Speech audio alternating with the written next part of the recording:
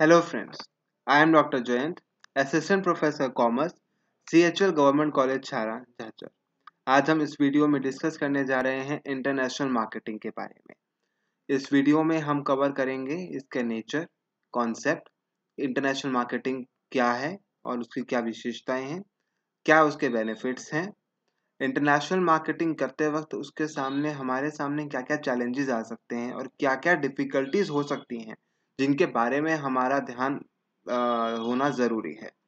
और international marketing mix के क्या क्या कंपोनेंट्स हैं। तो इंटरनेशनल मार्केटिंग मिक्स के 4 कंपोनेंट्स होते हैं, वो हम डिटेल में डिस्कस करेंगे। सबसे पहले इंटरनेशनल मार्केटिंग होता क्या है। 2 टर्म्स से मिलकर बना है, इंटरनेशनल और मार्केटिंग। मार्केटिंग आप सब जानते भी होंगे, आपने कहीं ना कहीं पढ़ा होगा फिलिप कॉटलर के बारे में। Philip Kotler father of modern marketing कहलाए जाते हैं।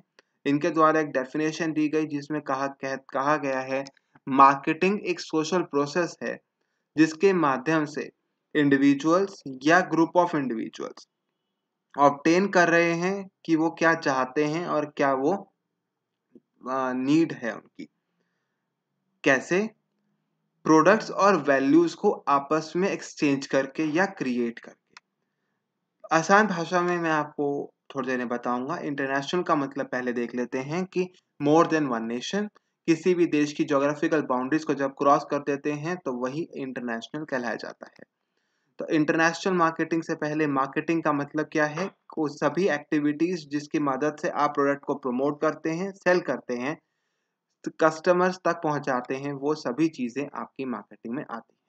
4 P's मार्केटिंग मिक्स के बारे में जरूर सुना होगा आपने। प्रोडक्ट कि क्या प्रोडक्ट होगा, क्या ब्रांड होगा, क्या क्वालिटीज होंगी, किस तरीके का उसकी दिखेगा, वो ये सारा कुछ। प्राइस, क्या उसकी प्राइस होनी चाहिए, डिस्काउंट, प्राइसिंग स्ट्रेटेजीज, कॉम्पिटिटर्स के मुकाबले आपका क्या प्राइस है, ये सभी चीजें यहाँ पर देखी जाती हैं। प्लेस, कि जो प्रोडक्ट आपने बनाया है वो कस्टमर तक कैसे पहुंचाया जाएगा। Distribution, basically distribution channels. तो इन सब चीजों के बारे में यहाँ पर प्लेस में देखा जाता है। और आखिरी है प्रमोशन, कि किस तरीके से आप अपने प्रोडक्ट के बारे में अवेयरनेस फैलाएंगे। कस्टमर को पता कैसे चलेगा कि आपने प्रोडक्ट बना दिया है, वो क्या विशेषताएं रखता है, उन सब चीजों के लिए प्रमोशन करना जरूरी है। तो 4 P's: product, price, place and promotion. Goal इन सब का यही है कि हम मैक्सिमम कस्टमर सेटिस्फैक्शन कर सकें। फेमस प्रोवर्ब जो है, कस्टमर इज द किंग। उनकी जरूरतों के मुताबिक आप अपने प्रोडक्ट के में प्रोडक्ट बनाते हैं। मार्केटिंग पूरी की पूरी उसी हिसाब से करते हैं। प्रोडक्ट प्रोड्यूसर से लेकर कस्टमर तक जाने वाली सभी एक्टिविटीज, वो जितनी भी एक्टिविटीज हैं, वो सभी एक्टिविटीज आपकी मार्केटिंग कहलाई जाती है।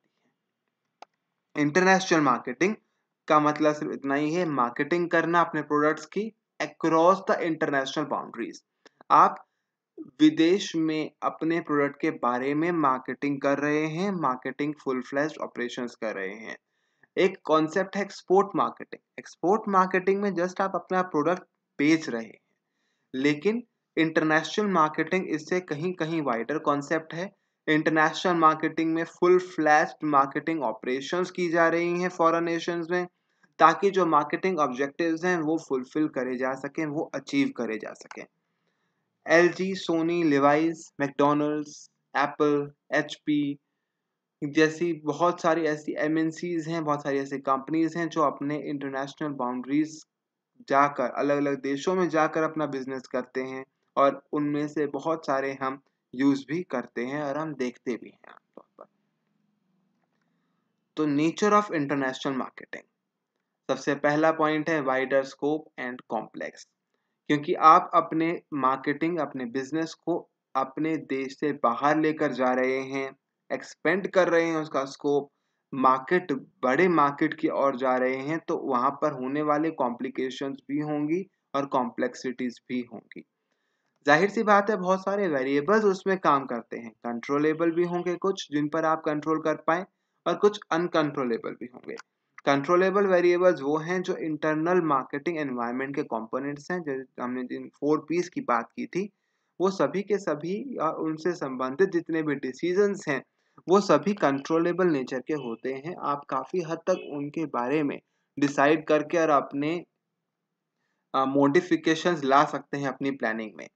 लेकिन जो दूसरी तरफ है अनकंट्रोलेबल वेरिएबल्स, वहाँ पर कंपोनेंट्स हैं एक्सटर्नल मार्केटिंग एनवायरनमेंट के, external stakeholders, government, political environment, competitors, stakeholders, legal, socio cultural environment जैसी फैक्टर्स जिन पर हमारा कोई कंट्रोल नहीं है लेकिन हमें उनको डील करना होता है।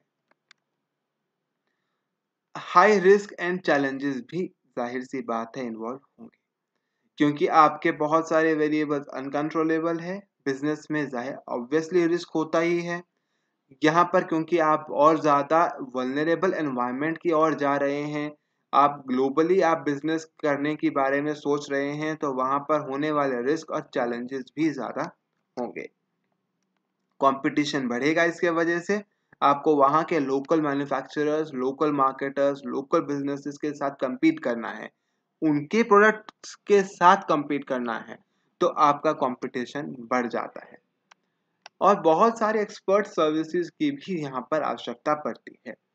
एक्सपर्ट सर्विसेज का मतलब यहाँ पर ये होता है कि बहुत सारी चीज़ें हैं, एक्सपोर्ट एजेंट्स हैं, शिपर्स, टेक्नोक्रेट्स वगैरह, मैनेजमेंट कंसल्टेंट्स और बहुत सारी सर्विसेज प्रोवाइड करी जाती हैं जिनके माध्यम से हम इंटरनेशनल मार्केटिंग में अपना एग्जिस्टेंस कर पाते हैं।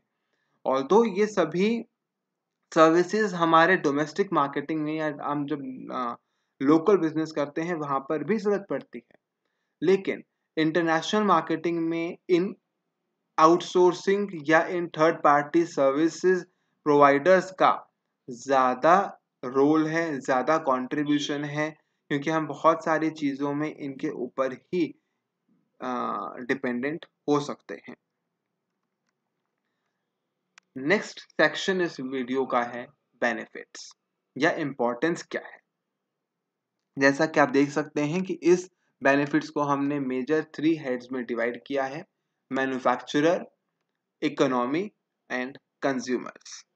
तो मैन्युफैक्चरर्स कौन है? मैन्युफैक्चरर वो है जो इस प्रोडक्ट को बना रहा है। उसके लिए क्या फायदा है?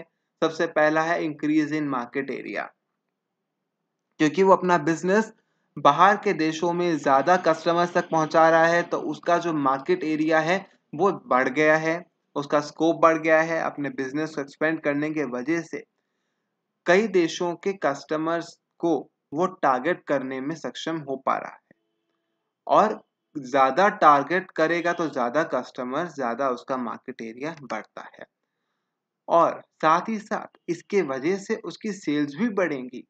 जब ज़्यादा कस्टमर्स तक आप अप्रोच कर पाएंगे तो आपकी सेल्स और बढ़ेंगी, सेल्स बढ़ेंगी तो आपका प्रॉफिट भी बढ़ेगा।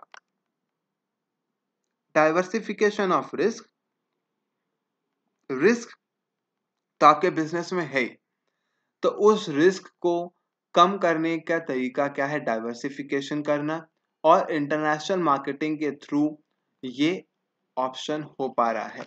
किसी एक देश में किसी भी इवेंट से, किसी भी कारणवश कोई रिस्क अगर हो जाता है, तो उस रिस्क की भरपाई आप दूसरे देश से कर सकते हैं। सपोज हम कोई बिजनेस कर रहे हैं, हमारा बिजनेस इंडिया में भी है, यूएसए में भी है और यूरोप में भी है। अगर किसी कारणवश यूएसए में पॉलिटिकल इंस्टेबिलिटी हो जाती है या कोई और कॉन्फ्लिक्ट हो जाता है, कोई नेचुरल कैलामिटी हो जाती है, तो ऐसे में उसके होने वाले खतरों की जो भरपाई है या जो लॉसेस हैं, वो कहीं ना कहीं हम डाइवर्सिफाई कर सकते हैं बाकी कंट्रीज में, क्योंकि हम इंडिया में भी बिजनेस कर रहे हैं, हम यूरोप में भी बिजनेस कर रहे हैं, तो कहीं ना कहीं हम रिस्क कम करने में कामयाब हो पाते हैं। Economies of large scale, large scale economies of scale का मतलब होता है कि जब आप ज़्यादा प्रोडक्शन करते हैं, ज़्यादा मैन्युफैक्चरिंग करते हैं, तो आपके लार्जर प्रोडक्शन कैपेसिटी के वजह से ज़्यादा प्रोडक्शन की कॉस्ट पर यूनिट कम हो जाती है। तो कॉस्ट पर यूनिट कम होने के वजह से आप प्रॉफिट ज़्यादा अर्न कर पाते हैं और आपके बिजनेसेस में प्रॉफिटेबिलिटी हो जाती है। तो इकोनॉमीज ऑफ लार्ज स्केल के साथ साथ ही ग्लोबल इमेज पर भी बहुत फायदा होता है। ग्लोबल इमेज का मतलब है कि आप अपने बिजनेसेस को ज्यादा देशों में फैला रहे हैं। आप एक लोकल मैन्युफैक्चरर से ग्लोबल मैन्युफैक्चरर बनने की ओर जा रहे हैं। आप अपना बिजनेस ज्यादा कस्टमर्स तक ले जा रहे हैं, तो आपकी जो इमेज है वो भी ग्लोबल इमेज बन जाती है और आपको उसी अनुसार अपने काम करने होते हैं। जो भी हम एमएनसीज की बात करते हैं वो उन सभी की एक ग्लोबल इमेज है। वो आप मैंने जो अब इतने सारे एग्जांपल्स लिए, एप्पल, एलजी, सोनी, सैमसंग वगैरह, ये सभी कंपनीज आप जानते हैं इन्होंने अपनी एक ग्लोबली इमेज क्रिएट करी है, अपना ब्रांड गुडविल क्रिएट किया है। अमेरिका की, यूरोप की सभी कंपनीज को हम नहीं जानते होंगे, हम उन्हीं कंपनीज को जान पाए जो कंपनीज इंडिया में आकर अपना बिजनेस करने लगे, चाहे डायरेक्टली या चाहे इनडायरेक्टली। तो ये ग्लोबल इमेज और इन सब फैक्टर्स के वजह से मैन्युफैक्चरर को इंटरनेशनल मार्केटिंग के माध्यम से बहुत ज़्यादा फायदे होते हैं और बहुत सारे बेनिफिट्स भी होते हैं। मैन्युफैक्चरर के साथ साथ एक इकोनॉमी को, यानी पूरे देश की अगर हम बात करें तो उसमें भी बहुत सारे बेनिफिट्स होते हैं। सबसे पहला है आपका एक्सपोर्ट्स इंक्रीज हो जाते हैं। जाहिर सी बात है, जब आप बिजनेस बाहर विदेश में कर रहे हैं तो आप अपना प्रोडक्ट बाहर बेच रहे हैं, आप उसके मदद से आपके एक्सपोर्ट्स की क्वांटिटी बढ़ जाती है। एक्सपोर्ट्स अगर बढ़ जाते हैं तो आपके इकोनॉमी में आपके फॉरेन रिजर्व्स बढ़ जाते हैं और आपके जो करेंसी है उस पर पॉजिटिवली इफेक्ट पड़ता है। और यही सारे बहुत मेजर फैक्टर होता है एक्सपोर्ट, ट्रेड डेफिसिट और किसी भी फिस्कल डेफिसिट की जब हम बात करते हैं उसमें। रैपिड इकोनॉमिक ग्रोथ होने में भी फायदा होता है। जब एक्सपोर्ट्स होंगे तो एक्सपोर्ट्स के वजह से इनकम जनरेशन होगी, इनकम जनरेट होगी यानी आपका जीडीपी बढ़ेगा और इकोनॉमिक ग्रोथ होगी। साथ ही साथ स्टैंडर्ड ऑफ लिविंग भी इम्प्रूव होगा। आपकी सिर्फ इनकम नहीं बढ़ रही है, उस इनकम को खर्च करने की आदतें, आपका human development index, health, education, आपकी बाकी ज़रूरतें, उन सब पर भी कहीं ना कहीं पॉजिटिवली इफेक्ट होगा क्योंकि आपका इनकम लेवल बढ़ गया है। और इनकम लेवल के बढ़ने के वजह से आपका स्टैंडर्ड ऑफ लिविंग भी बढ़ जाता है। यानी अर्थ दोनों चीज़ों को अगर मिला दें, इकोनॉमिक ग्रोथ और इसको, तो इकोनॉमिक डेवलपमेंट में फ़ायदा हो रहा है। इंक्रीज इन एम्प्लॉयमेंट, जब आप बिजनेस एक्सपेंड करते हैं तो आप जॉब्स क्रिएट करते हैं। जॉब्स क्रिएट करने का मतलब, सीधा मतलब यही है कि आप एम्प्लॉयमेंट अपॉर्चुनिटीज क्रिएट कर रहे हैं।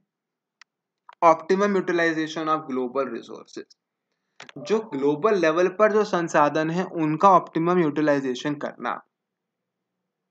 कहीं पर आपके रिसोर्सेज अगर सरप्लस हैं तो उन रिसोर्सेज की मदद से आप अपने खुद के ऑब्जेक्टिव्स भी फुलफिल कर पा रहे हैं और इकोनॉमिक लेवल पर, इकोनॉमिक प्रोस्पेक्ट से भी आप अपने अचीव कर पाएंगे ऑब्जेक्टिव्स को।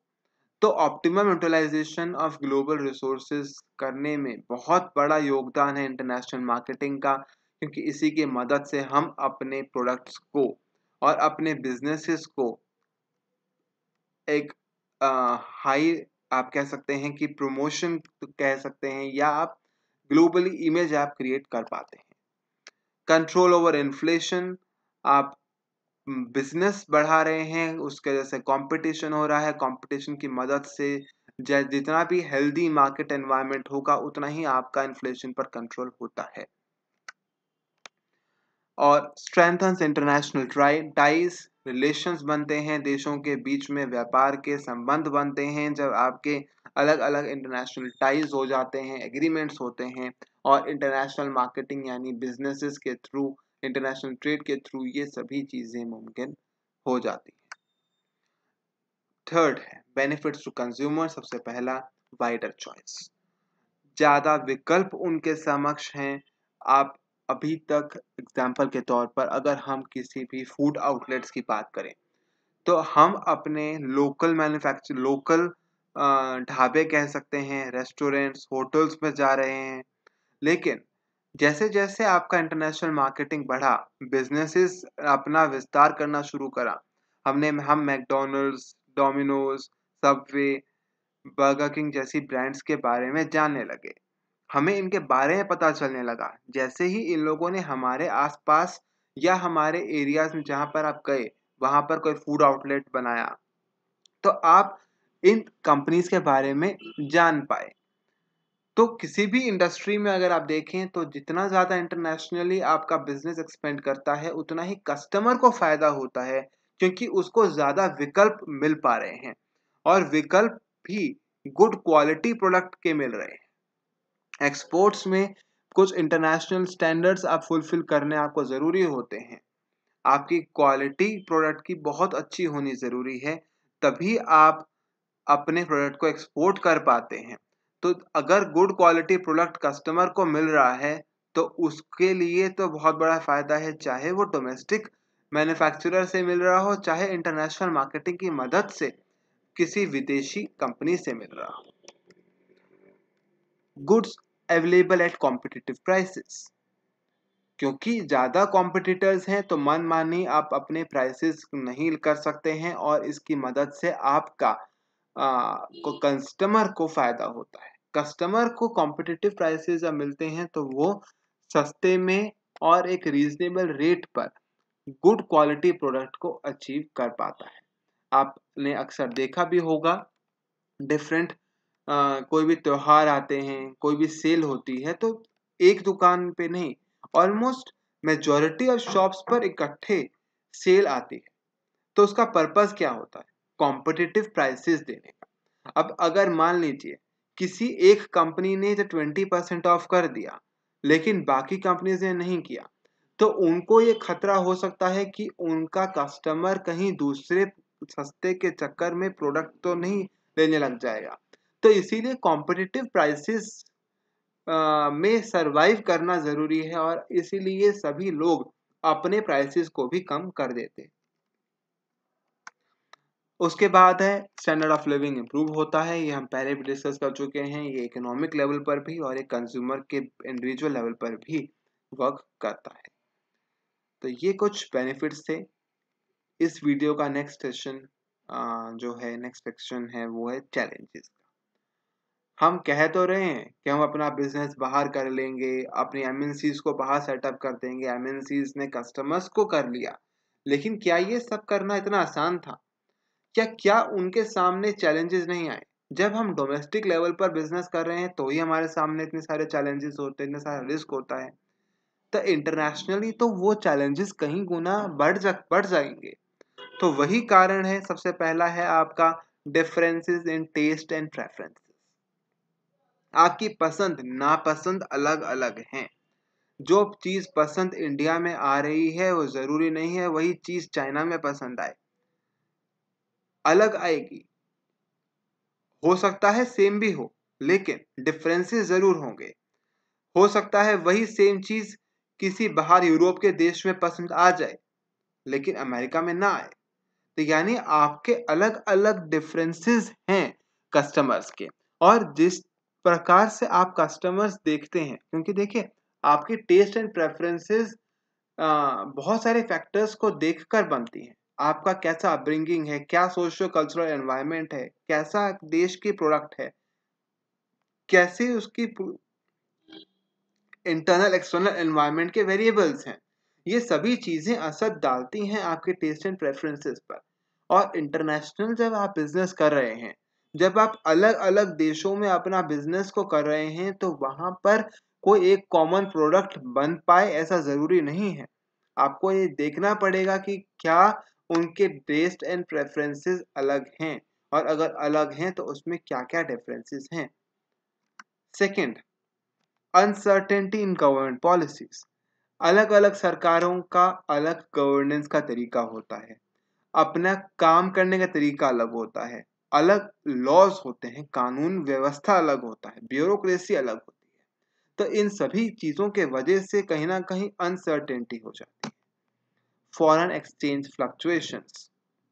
इंटरनेशनल बिजनेस करते वक्त आपका सारा का सारा बिजनेस जो है वो एक इंटरनेशनल करेंसी में हो रहा होगा और उसी इंटरनेशनल करेंसी के वजह से आपका फॉरेन एक्सचेंज रेट लागू होगा। कि अगर मैं बिजनेस इंडिया से बाहर कर रहा हूँ, अगर मैं यूएसए में कर रहा हूँ या मैं अगर यूरोप में कर रहा हूँ, तो यूएस में डॉलर चलेगा, यूरोप में यूरो चलेगा। तो इनका आपस में एक्सचेंज रेट क्या है, और वो एक्सचेंज रेट कोई कांस्टेंट नहीं है, हर टाइम वो चेंज हो जाता है क्योंकि वो डिमांड सप्लाई पे वर्क करता है। तो फॉरेन एक्सचेंज रेट में फ्लक्चुएशंस होती हैं और वो फ्लक्चुएशंस बहुत बड़ा एक चैलेंज होता है आप इंटरनेशनल बिजनेस करते वक्त। उसके अलावा है आपका different marketing infrastructure. Distribution channels अलग हैं, वेयर हाउसिंग करने के तरीके अलग हैं, कस्टमर्स से अप्रोच करने के तरीके अलग हैं। जहाँ पर टेक्नोलॉजी है, जहाँ पर डिजिटलाइजेशन है, वहाँ पर आप सीधे तौर पर ऑनलाइन माध्यम से अपना प्रोडक्ट बेच सकते हैं। लेकिन जहाँ पर वो इंफ्रास्ट्रक्चर अवेलेबल नहीं है, वहाँ पर आप पर्सनल सेलिंग या डायरेक्ट 1-to-1 ही बेच पाएंगे। तो इंफ्रास्ट्रक्चर बहुत इंपॉर्टेंट है और वो कंसिडर करा जाता है। उसके बाद टेक्नोलॉजिकल प्राइवेसी। आपके पास प्रोडक्ट है, आपने प्रोडक्ट बना भी लिया है, लेकिन उसमें कॉपीराइट इश्यूज हो सकते हैं, उस देश के लॉस का असर हो सकता है, वहां पर होने वाले लॉस में क्या असर पड़ रहा है, क्या वो आपके प्रोडक्ट की टेक्नोलॉजी के राइट्स तो नहीं लेना चाहते, क्योंकि जरूरी नहीं है। अब एग्जाम्पल के तौर पर अगर मैं अपना कोई प्रोडक्ट बाहर बेचना चाहता हूं और वहां के लॉज मेरे को ये कहते हैं कि आप अपनी इस टेक्नोलॉजी के बारे में बताइए, तो मुझे हो सकता है अपनी प्राइवेसी इश्यूज को कॉम्प्रोमाइज करना पड़े। ऑपोजिशन फ्रॉम लोकल्स बहुत कॉमन चीज़ है ये। जो लोकल मैन्युफैक्चरर होगा वो चाहेगा कि हमारे को नुकसान ना हो, क्योंकि बड़ी एमएनसीज बड़ी कंपनीज के साथ कंपटीशन करने में लोकल मैन्युफैक्चरर्स को दिक्कत आ सकती है। तो वो ओपोजिशन करेंगे कि हमारे को कोई इंटरनेशनल कंपनीज को आने नहीं देना है, या हम नहीं चाहते हैं कि वो इंटरनेशनल कंपनीज आए। Differences in consumer responses. किसी भी एक प्रोडक्ट का, किसी एक कैंपेन का, किसी एक सर्विस का रिस्पॉन्स अलग अलग कंज्यूमर्स अलग अलग तौर पर देते हैं।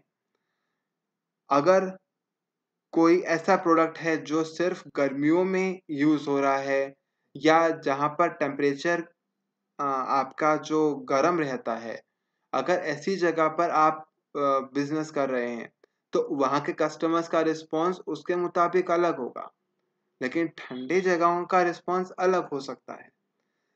अमेरिका के कस्टमर का रिस्पॉन्स किसी टेक्नोलॉजी को लेकर एक अलग रिस्पॉन्स होगा, बजाय के अब अगर कोई इंडिया का कोई छोटा शहर है या गांव है या कोई एक ऐसा एरिया है जहां पर टेक्नोलॉजी का इतना ज़्यादा उपयोग नहीं किया जा रहा है आज भी, तो या इंडिया जैसे कोई और डेवलपिंग नेशन की भी अगर हम बात करें, तो डेवलप्ड नेशंस में बहुत डिफरेंसेस हैं, और इन्हीं वजह से कस्टमर्स के रिस्पॉन्सेज में भी डिफरेंसेस होंगे, और ये सभी चीजें आपकी मार्केटिंग पर असर करेगा। डंपिंग। डंपिंग भी एक बहुत बड़ा चैलेंज होता है किसी भी एक अलग अलग मार्केट में। कैसे आप लोकल मार्केट में किस तरीके से अपना बिजनेस एक्सपेंड कर रहे हैं, और इंटरनेशनल जाकर आप मार्केट शेयर को कैप्चर करने के लिए इसका इस्तेमाल करते हैं। ऑल्दो एंटी डंपिंग लॉज होते हैं बहुत जगह पर, ताकि जो लोकल मैन्युफैक्चरर्स हैं उनको ज़्यादा नुकसान झेलना ना पड़े इस डंपिंग के वजह से, बट फिर भी एक चैलेंज रहता है। नेक्स्ट इसका सेक्शन है, और लास्ट सेक्शन भी है इस वीडियो का, इंटरनेशनल मार्केटिंग मिक्स। जिसमें इंटरनेशनल मार्केटिंग मिक्स आपको मैंने पहले भी कहा था 4 पीस जो मैंने कहे थे, वही 4 पीस यहाँ पर भी प्रोडक्ट, प्राइस, फिजिकल डिस्ट्रीब्यूशन या प्लेस एक ही बात होती है, प्रमोशन। तो वही 4 पीस की मदद से यहाँ पर भी वही चीज़ सेम होती है। तो इंटरनेशनल लेवल पर ये चारों चीज़ों के डिसीजंस लेने को ही इंटरनेशनल मार्केटिंग मिक्स कहते हैं। प्रोडक्ट सबसे पहला, both physical goods and services दोनों चीज़ें से शामिल की जाती हैं। बंडल ऑफ बेनिफिट्स जो ऑफर किए जा रहे हैं कस्टमर को, किसी भी प्रोडक्ट और किसी भी सर्विस के मदद से जो आप फायदे दे रहे हैं, वो सारी चीज़ें हैं। प्रोडक्ट प्लानिंग डेवलपमेंट आपकी और ज़्यादा कॉम्प्लिकेशन होते हैं, ज़्यादा कॉम्प्लेक्स होती हैं due to heterogeneous market conditions. Heterogeneous का मतलब होता है विविधता, अलग अलग मार्केट कंडीशंस होना, कि कहीं पर आपका फ्री मार्केट हो सकता है, कहीं पर आपके गवर्नमेंट की रेगुलेशंस, गवर्नमेंट का कंट्रोल ज़्यादा हो सकता है, कहीं पर आपके कॉम्पिटिटर्स बहुत थोड़े हैं, किसी देश में आपके कॉम्पिटिटर्स वहीं उसी इंडस्ट्री में उसी प्रोडक्ट में बहुत ज़्यादा हैं। तो अलग अलग मार्केट कंडीशंस हैं और उन सभी हेट्रोजेनिटी को, उन्हीं सभी डिफरेंसेस को ध्यान में रखते हुए हमें प्रोडक्ट प्लानिंग और डेवलपमेंट करनी होती है और अलग अलग स्ट्रैटेजीज बनानी होती है। बहुत इंपॉर्टेंट कॉन्सेप्ट है यहाँ पर एक स्टैंडर्डाइजेशन और कस्टमाइजेशन का। स्टैंडर्डाइजेशन और कस्टमाइजेशन का मतलब क्या है? स्टैंडर्डाइजेशन का मतलब है कि कोई एक ऐसा प्रोडक्ट जो सभी देश, सभी जगहों पर एक जैसा प्रोवाइड किया जा रहा हो। कोई फ्लाइट, कोई एयरलाइन है, वो सर्विस प्रोवाइड कर रही है। अब चाहे मैं उस फ्लाइट में इंडिया से यूएस चला जाऊं, चाहे मैं उस फ्लाइट में यूएस से यूरोप चला जाऊं, तो वो सेम सर्विस प्रोवाइड कर रही है। ये क्या है? एक स्टैंडर्डाइज्ड प्रोडक्ट प्रोवाइड किया जा रहा है। क्रूड ऑयल, क्रूड ऑयल जैसा भी क्रूड ऑयल किसी एक कंट्री में सेल हो रहा है, वैसा ही वो दूसरे कंट्री में सेल किया जा रहा है, कच्चा तेल जिसे हम कहते हैं। तो स्टैंडर्डाइजेशन है। वही कस्टमाइजेशन एकदम अलग चीज है। कपड़ों की अगर हम बात करें, खाने की बात करें, प्रोडक्ट्स की बात करें, तो वहाँ कस्टमाइजेशन ज़्यादा रोल प्ले करता है। आपकी जो पसंद है, नापसंद है, वो अलग है। आपके बॉडी स्ट्रक्चर्स अलग हैं। अगर हम कपड़ों की बात करें, अगर हम जूतों की बात करें, तो जो यहाँ के कपड़ों का साइज है और जो अफ्रीका, अमेरिका में साइजेस हैं, वो एकदम अलग अलग हैं।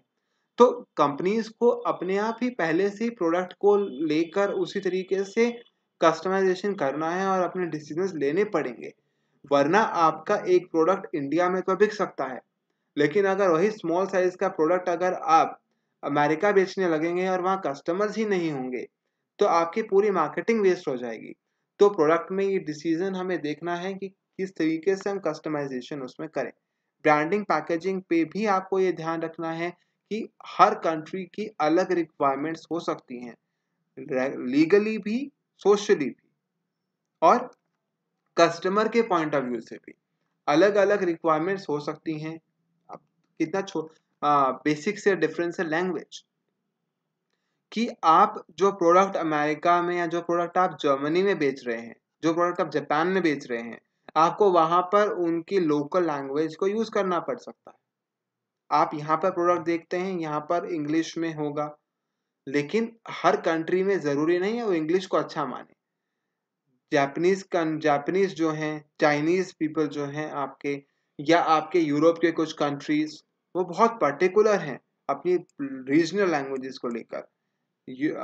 तो उस लैंग्वेज में आपको अपने प्रोडक्ट की पैकेजिंग और ब्रांडिंग करनी पड़ेगी। Second, price.